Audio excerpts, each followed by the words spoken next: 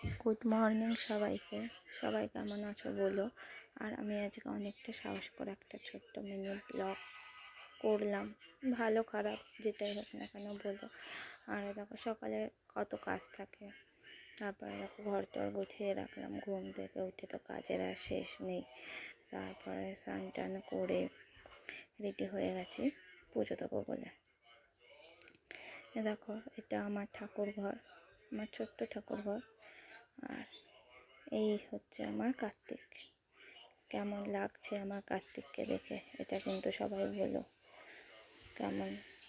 তারপরে পুজো টুজো দেওয়া হয়ে গেছে, এবার বড় মাসের জন্য চা করে দিলাম। চাটা আমি খাই না, মুডের উপর ইচ্ছা হলে খাই, না খাই না। তারপরে রান্না চাপিয়ে দিয়েছিলাম, আজকে রান্না করেছিলাম চিংড়ি মাছ, উচ্ছে আলু ভাজা, আর ভাতটা তো করতেই হবে, আমরা বাঙালি, আমাদের ভাত ছাড়া চলে না।